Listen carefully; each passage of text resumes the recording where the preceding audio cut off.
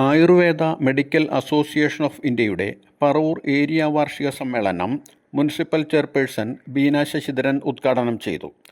ഉദ്ഘാടനത്തോടനുബന്ധിച്ച് നഗരസഭാ vice chairman എം.ജെ. Raju നടത്തിയ പ്രസംഗത്തിൽ നിന്ന് ചെയർപേഴ്സൺ പറഞ്ഞതുപോലെ ഏറ്റവും കൂടുതൽ ഇഷ്ടപ്പെടുന്ന ചികിത്സ എൻ്റെയും ആഗ്രഹം ആയുർവേദം. ഞാനൊരു പരിധിവരെ കഷായത്തിലും അരിഷ്ടത്തിലൊക്കെയാണ് കുറേ മുൻപോട്ട് പോവുക. ഞാൻ സൂചിപ്പിച്ചത് ഇതന്യം നിന്ന് പോവുകയാണ്, നമുക്കിതിനെ വളർത്തിയെടുക്കേണ്ടതില്ലേ. ഇപ്പോൾ ഈ ആനുവൽ വാർഷികം മുൻപോട്ട് വയ്ക്കുന്നത് മുട്ടുവേദനയ്ക്ക് ഓപ്പറേഷൻ ഇല്ലാതെ ചികിത്സ. വളരെയേറെ സന്തോഷമുണ്ട്. അങ്ങനെ നിങ്ങളൊരു ദൗത്യം ഏറ്റെടുക്കുമ്പോൾ ആ ദൗത്യം എവിടേക്കാണ് പോകേണ്ടത്? ആ ദൗത്യം പോകേണ്ടത് നമ്മുടെ നഗരസഭകളിൽ, വാർഡ് തലത്തിൽ, നമ്മുടെ പഞ്ചായത്ത് തലത്തിലെ ജനങ്ങളുടെ മനസ്സിലേക്ക് പോകണം. ഞാൻ നിങ്ങളുടെ ജില്ലാ പ്രസിഡന്റുമായി സംസാരിച്ചപ്പോൾ ഞാൻ അദ്ദേഹത്തോട് പറഞ്ഞത്, മരുന്ന് ലഭ്യത കുറയുന്നു. ആ മരുന്ന് നിർമ്മിക്കാനുള്ള പരിചയ സമ്പന്നരായ ജീവനക്കാരെ നഷ്ടപ്പെടുന്നു. അല്ലെങ്കിൽ അവർക്ക് ശമ്പളത്തിൻ്റെ പ്രശ്നങ്ങളുണ്ട്.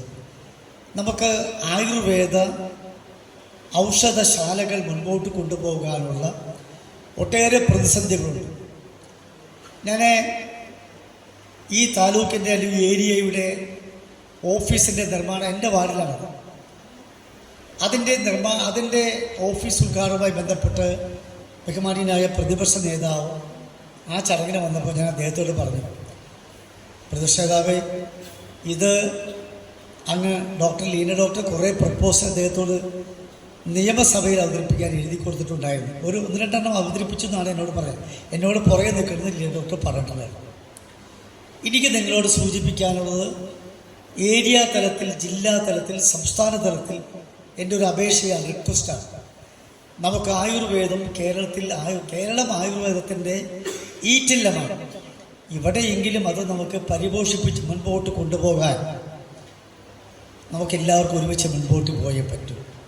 അത് സംസ്ഥാന ഗവൺമെൻറ് ആണെങ്കിലും, ജില്ലാ പഞ്ചായത്താണെങ്കിലും, നഗരസഭകളാണെങ്കിലും, പഞ്ചായത്തുകളാണെങ്കിലും താഴോട്ട് വേറിറങ്ങുന്ന രീതിയിൽ നിങ്ങൾ സംസ്ഥാന തലത്തിൽ കർമ്മ പദ്ധതികൾ, പരിപാടികൾ രൂപീകരിച്ച് പ്രാദേശികമായി ജനങ്ങളെ ബോധവൽക്കരിക്കാൻ, ഞാൻ അതുകൊണ്ടാണ് സൂചിപ്പിച്ചത്, എൻ്റെ മുമ്പിലിരിക്കുന്ന ബഹുമാനീയരായ ഡോക്ടർമാർക്ക് പകരം നാളുകളിൽ ഇരിക്കേണ്ടത് മുട്ടുവേദനയെക്കുറിച്ച്, ശ്വാസമുട്ടിനെക്കുറിച്ച്, അലർജിയെക്കുറിച്ച് ആശങ്കയുള്ള സാധാരണക്കാരായ ജനങ്ങളെ വിളിച്ചിരുത്തി നമുക്ക് അവരെ ഇന്ന ചികിത്സ കൊണ്ട്, ഇന്ന കഷായം കൊണ്ട്, ഇന്ന കുഴമ്പ് കൊണ്ട്, ഇന്ന മേമ്പൊടി കൊണ്ട്, ഇന്ന ഗുളിക കൊണ്ട് അത് ഭേദപ്പെടുത്താൻ കഴിയുമെന്ന ഒരു സന്ദേശം അവരുടെ മനസ്സിലേക്ക് കൊടുത്താൽ മാത്രമേ നമുക്ക് ഈ ആയുർവേദം കൊണ്ട് നിങ്ങൾ നിലനിൽക്കൽ മാത്രമല്ല, ആയുർവേദത്തെ സംബന്ധിച്ച് കേരളത്തിലെ ജനങ്ങൾക്ക് കുറേയൊക്കെ അറിയാം.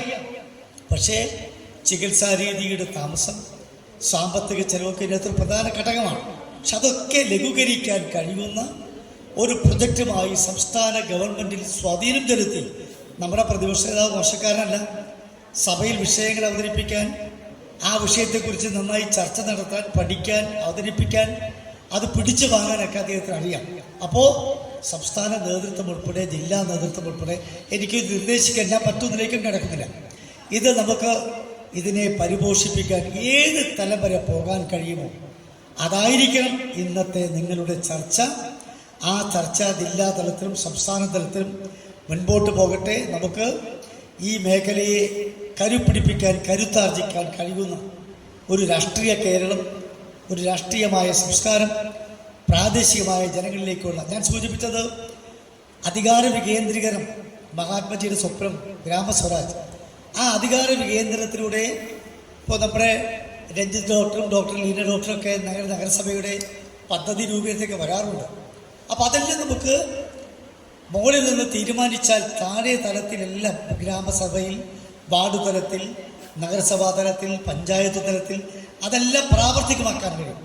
നമ്മുടെ പ്രദേശങ്ങളിൽ എൻ്റെ വീട്ടിലുൾപ്പെടെ 5 സെൻറ്റാണെങ്കിലും 10 സെൻറ്റാണെങ്കിലും 10 തുളസി നടാൻ പനിക്കൂർക്ക നടാൻ.